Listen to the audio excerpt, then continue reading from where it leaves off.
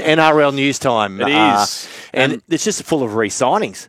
It's been one hell of a fortnight for re-signings, and I think Brooksy's got a little spring in his step, not just because of the new song for the new show, but also a couple of big signings for your Dragons. Daniel Atkinson, we mentioned in the first hour of the show, he signed on not from next year, from 2026, 3-year deal, Brooks. Yes, 3-year contract from 2026. From 2026 onwards. Initial thoughts from that? Big thumbs up, isn't it? Yeah, as we were talking about before, it was sort of leaked just over a week ago that he was signing. Yeah, I like it. Flano and the recruitment team have done well to shore up this squad. Halves were a concern when Ben Hunt left. They've got in Lockie Ilias as a bit of a project from Souths. Daniel Atkinson didn't really... He filled in admirably at the Sharks when needed. When Braden Trindle was out, partnered Hines well in the halves. They had a good record when he was in the side. I think it's good. I think it's an opportunity. Good on him for his path over the last 18 to 24 months, being able to sign a big contract and be the focal point. It will be interesting to see. You feel it's Ilias and Flanagan will be playing this year to vie to partner Atkinson in the halves in 2026. So that's something Dragons fans can look forward to, trying to get the best out of Lockie Ilias and Flanagan. So, yeah, I think it's a good signing on top of what they've done this year. So that's the thing. They've tried to replace Hunt with this three-prong attack.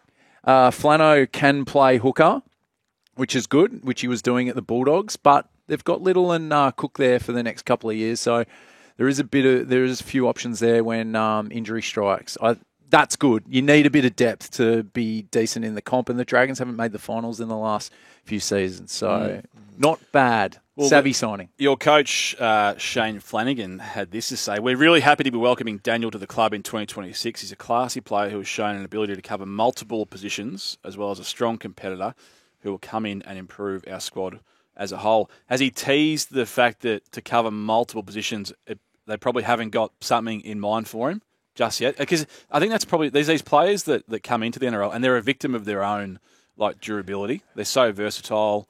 They can't nail down one spot and they find themselves in and out of teams. That's the multiple positions thing is concerning after losing someone who is solid like Ben Hunt, who's someone that's your first picked in a specific position, and you've come in and signed Ilias and Atkinson to sort of replace Ben Hunt, and your main signing there is someone who can fill multiple positions.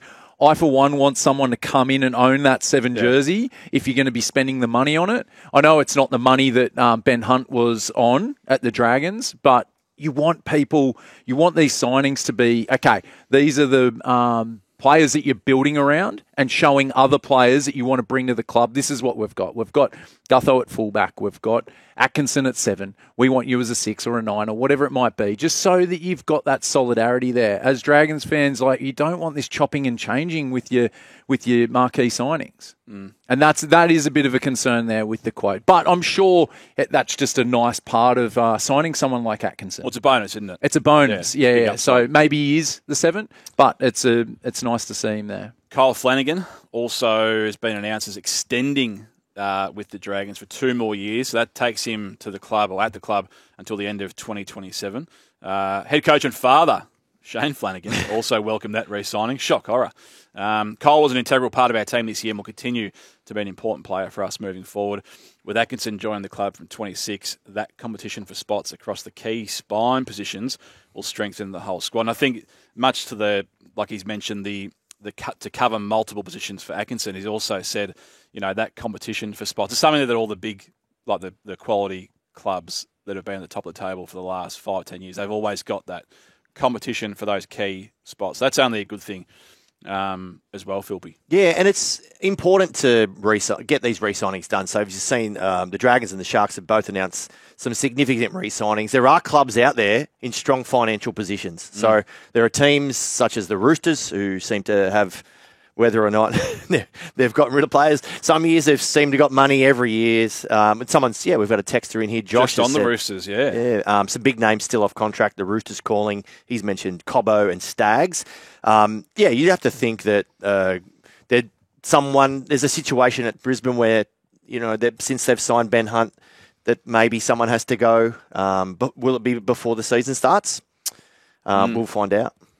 Sharkies. So Atkinson, he's on the way out, but they've re-signed Cam McInnes and Teague Wilton. So it has been a bit of a signing spree the last little fortnight or so. The Sharks have locked down second row of Teague Wilton on a new 2-year deal until the end of 2027, as well as that man, Captain Cameron McInnes, I just mentioned as well, extending till 2026. I saw they put a little video up on socials of Cam McInnes just saying how glad he was to be staying at the club. The first time I think I've ever seen him do an interview where there wasn't a stitch in his face or some sort of a bit of blood. He's looking good. The off-season's been good for him. Really, I think he's even got a nice little tan going as well. Yeah. And it'll be all ruined by this time next year, won't it? Well, it's interesting because you see in the NHL, a lot of players get all that stuff done after their career because they lose teeth. It's like they'll get the veneers after because they don't want to keep getting new veneers every year because they keep losing teeth. They get big cuts on their face. They just get it all done after the career. I feel like Cam McInnes looks like he's played in 5 Stanley Cup finals campaigns, copped a couple of pucks to the head and maybe a skate here and there. But a great signing. Someone that can come in. I think he was quoted as saying that he doesn't mind signing 1-year deals for the rest of his career. Is that right? Like imagine hearing that if you're the Sharkies recruitment team. You're like, how good's that? They love him there, and it was pretty much a foregone conclusion from what I heard. And at Southland Dragons, like you'd think someone like that is someone you want to retain at your club, and they had the opportunity to keep him.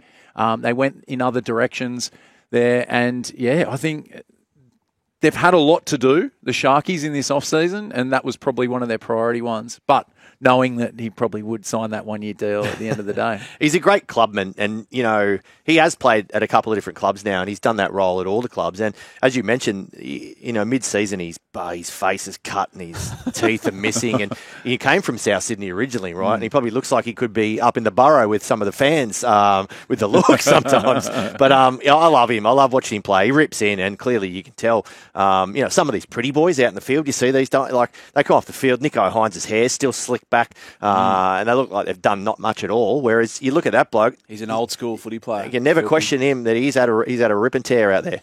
What about this list? So the Sharkies have been really busy. Re-signed Braden Trindle, re-signed Oregon Kaufusi, Britton Nikora, he's signed on for 2 more years. They've extended Liam Eisen for 2 years as well. Re-signed Cam McInnes, who we've already spoken about. The one loss we've already touched on, Dan Atkinson to the Dragons, but they've re-signed Teague Wilton as well. So since November 1. Yeah.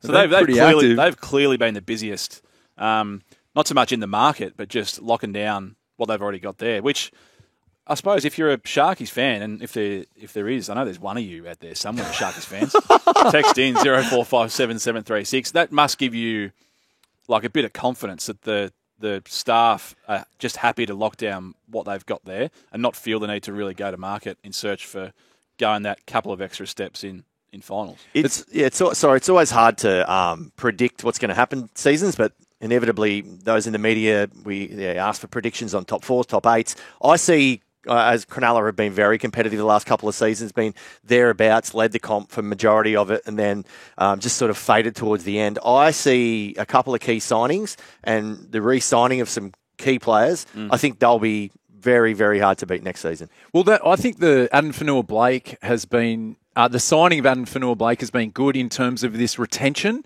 like that these players see that there is something special being built down the Shire, and that strike rate so far. I know Mulatalo's another big name that they want to keep. Nikora, he's had some really good past seasons.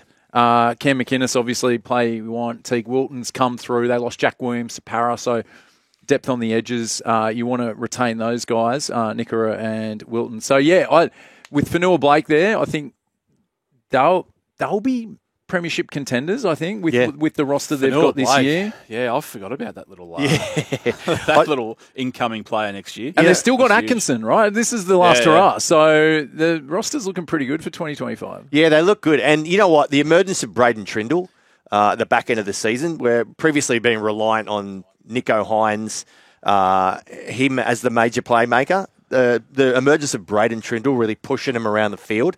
They look like a much better team to me, so it's going to be exciting to see how they move forward. Mark's text in. Cam McInnes won the Halloween competition on his street this year. Hard to argue. Yeah, Hard to argue. He jumped out. What a Jesus! Coming home from training. Not anymore, because he's a specimen. When he's just been able to sort of wrap himself in cotton wool. John Bateman officially been released. Probably no shock to anyone. He went back to the UK. There was a bit of and ahhing on what the hell was going to happen there. So he's been released from West Tigers to join the Cowboys on a 2-year deal. This was courtesy of Dave Riccio of the Daily Telegraph. I've noticed Riccio started a little Instagram page as well, and he's really sort of diving into how the kids absorb their news these days. Really? Yeah, it's going to blow up. Go and check it out. Is he TikToking as well? Or Don't know if he's made it's a big jump to TikTok. Instagram's just dipping your toe in the water, and then TikTok, you are diving off a cliff, because that's a slippery slope. John Bateman played his last game for the West Tigers. He has played his last game for the West Tigers, sorry. Released from the final 2 years of his contract. He's going up north. He will want a lot of sunscreen. Yeah, he's going up there. He's going to need a heck of a lot of sunscreen, isn't he? Yeah, what's the story with Bateman? Because it seems to be, for the first thing we heard was Bateman was obviously the Tigers, on the nose at the Tigers. So then Manly were interested, and that looked like it was going to happen. And then all of a sudden that went away, and then South popped up, and then all of a sudden South said no, and then, or did he say no? It was hard to know. And now all of a sudden he's found himself in Townsville, and most of the money being paid by the West Tigers. So so a large portion of the deal. Do we know how much? Brooksy, have we got a rough little percentage there? Nah.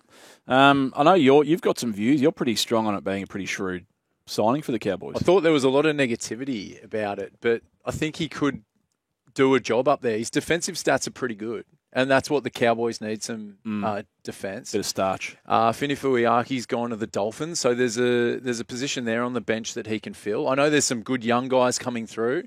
I think they've got some good depth. They've got some good depth, and I understand of the situation that played out after a decent stint at the Raiders, what happened at the Tigers. And I know Tigers fans feel a bit aggrieved. They probably paid some good dosh for him for those 2 seasons. But dosh, good word. Yeah, I just threw it in. But yeah, I think it's good. I think it's a solid signing. If the price is right, like if the Tigers are chipping in and they're getting him around the below average sort of salary in terms of what they're paying for him, I think it would be a really good signing. Looks like the kind of bloke who could really go to town on a bit of karaoke at the Mad Cow as well, don't you reckon? Karaoke. A geezer just ripping in down at the Mad Cow. I've never stepped foot into the Mad Cow. Wow. What can you tell us about it? When you step foot, usually one foot sticks to the floor quite a lot, and then the other one sticks to the floor. A lot of drinks spilt. It's a real haven for NRL players immediately after games. Highly recommend it. But look, Lundy's just messaged in here. Headline from round 1: John Bateman hit with Category 3 sunburn. Good work, Lundy. A bit of a clean out happening at West Tigers as well. So it's been confirmed Jaden Sullivan, he's going to join the Bunnies. This was thanks to the great Michael Cariana. So the Daily Telegraph leaves the club immediately. So this one is happening right now on a 2-year deal. But the contract comes with a catch. His deal is not straightforward, given he is owed, what about this, $2.1 million for the next 3 seasons. From the Tigers. Jeez, speaking of the Cowboys doing good business with Bateman, that's bad business by the West Tigers. Yeah, Caesar has left to go to Hull FC too, and it's good because Lockie Galvin sort of came through. I think they've, in his rookie year, they've gone, okay, this is our future, this is our guy, the pin-up, the franchise face, all that sort of palaver. But they've now released 3 guys. They've released Isaiah Papali'i early to Penrith, Bateman, as we've just talked about with the Cowboys, and now Jaden Sullivan in the start of year 2 of a 4-year deal to go to South. So this is, not straightforward would be one of the great understatements. So he'll play 25 at the Bunnies, but he has got flexibility to then rejoin the Tigers in 2026. Is that a bit of a loan? What is going on here? And then he's got an option to stay at South in 2026, but then he can return to the West Tigers in 27. This is like that, the show where you're in a relationship, then you go and date someone else for a few weeks, and then you decide which relationship you want to go to. Not wife swap. It's a bit wife swappy. Wife swappy, isn't it? It's like, okay, Jaden, you've had a year at South, you've done a year at Tigers. Which relationship would you like to pursue for a second year? Just by the way, the only ever time I've been approached to appear on a television show in Australia was Wife Swap Australia. I got a DM and pitched it to my wife, and she wasn't particularly happy with it. You sure she didn't pitch it to the network? Yeah, I reckon it was a husband swap. It wasn't a fake email from her, I'd say. There seems to be a lot of this. Clubs go hard for halfbacks. There's not a lot of sevens, not a lot of sixes around. So the overpaying of players and then coming back to bite them. So we've seen this here. Sullivan is owed $2.1 million, right? It's a lot of money. I know it's for 3 seasons. Yeah, at Newcastle, you've got Jackson Hastings sitting on, 700,000 or 800,000. No one knows what to do with him. It just seems like clubs go hard and pay too much at halves rather than, look, I understand, obviously, every club needs a half to run the club, but yeah, we're seeing a lot of clubs overpaying. You're still here? We'll see more on the Joel and Fletch socials and catch us live on SEN Radio. Because if you don't, you're an A grade, but if you do, you're the absolute Mickey.